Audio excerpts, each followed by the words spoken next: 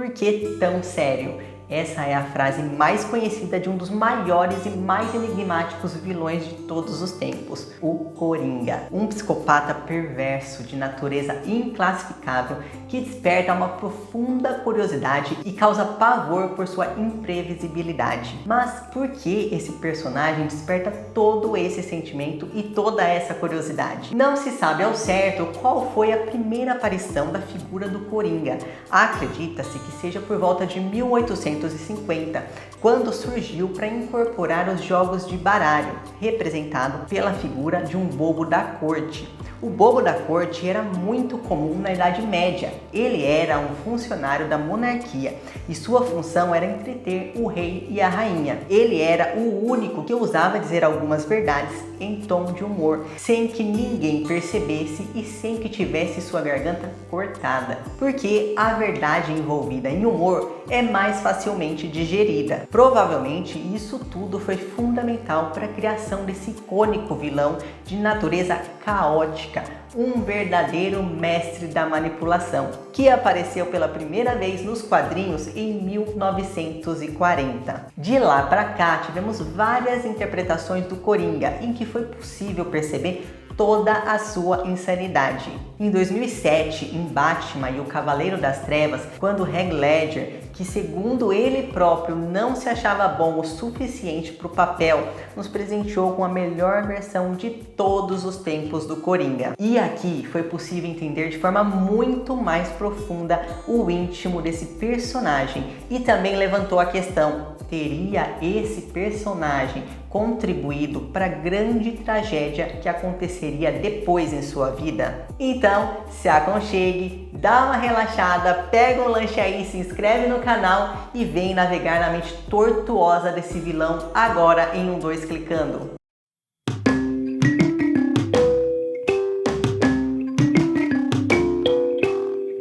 Geralmente, vilões estão em busca de riqueza, poder ou vingança, mas o Coringa não. Ele não almeja nada disso. E isso é o que o torna tão imprevisível e ainda mais perigoso. Porque pensa bem, se você não sabe o que a pessoa almeja, ou se simplesmente ela não almeja nada, fica impossível negociar e reverter qualquer tentativa ou plano de ataque. E talvez esse seja o maior motivo de esse personagem despertar tanta curiosidade no público, porque nada parece ter valor para ele. Ele vive totalmente fora da realidade. E assim, Heath Ledger viveu por 6 meses, quando aceitou fazer esse papel. Ele se isolou por todo esse tempo dentro de um hotel para poder viver o personagem. Talvez, como o Coringa gostava de extrair os anseios mais profundos das pessoas, Ledger tentou extrair de si mesmo características que o fizessem realmente viver o personagem. Hoje, vendo o resultado que ele entregou, muita gente pode imaginar que na época Heath Ledger não era o ator mais cotado para o papel. Outros atores mais experientes e até com perfis mais sérios estavam sendo cogitados. Afinal, Ledger fazia mais o estilo comédia romântica e adolescente. Ele ainda não tinha atingido o patamar dos outros cotados, tanto que Christopher Nolan foi bastante criticado pela escolha. Todos se perguntavam como um menino com cara de bom moço conseguiria interpretar um vilão tão cruel. Mas Nolan nunca teve dúvida e confiava tanto na capacidade de Ledger que deu total liberdade para que ele fizesse o que sentisse. Tanto que em várias cenas Ledger chocava a todos com suas improvisações. Talvez o fato de ele próprio não se sentir pronto para o papel, sentimento esse que ele inclusive tinha sempre que era escalado para qualquer papel, segundo declaração feita por ele mesmo em 2005.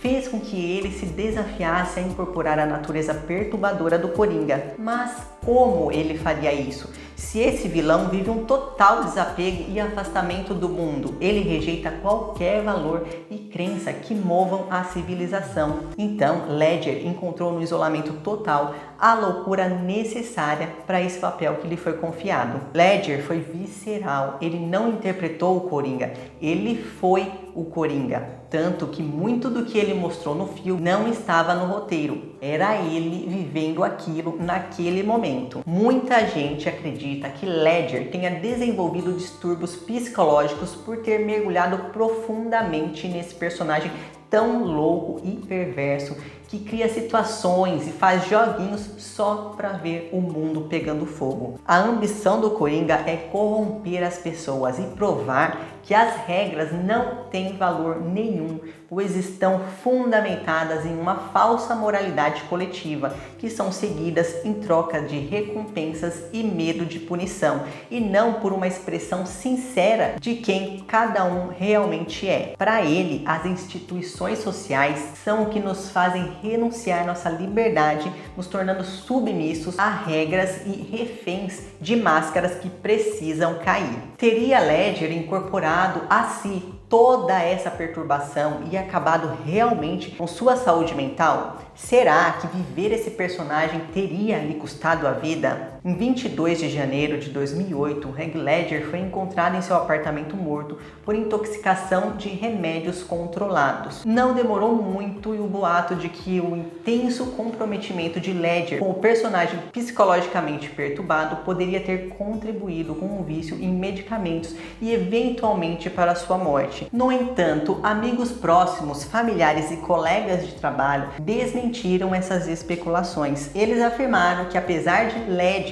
ter se jogado intensamente no papel, ele não foi consumido por ele. De acordo com eles, Ledger estava orgulhoso do seu trabalho como Coringa e não havia evidências de que ele estivesse lutando emocionalmente por causa do papel. O diretor Christopher Nolan e outros membros do elenco também afirmaram que Ledger estava de bom humor durante as filmagens e que seu processo de imersão no personagem não foi diferente de suas abordagens anteriores em outros papéis. Eles descreveram Ledger como uma pessoa dedicada e apaixonada pelo seu trabalho, mas também como alguém que sabia separar a vida profissional da pessoal. A causa oficial da morte de Heath Ledger foi uma overdose acidental de medicamentos prescritos e não há provas concretas de que o papel do Coringa tenha desempenhado um papel direto em sua morte. Sem dúvidas, o Coringa do Batman e o Cavaleiro das Trevas foi o mais provocante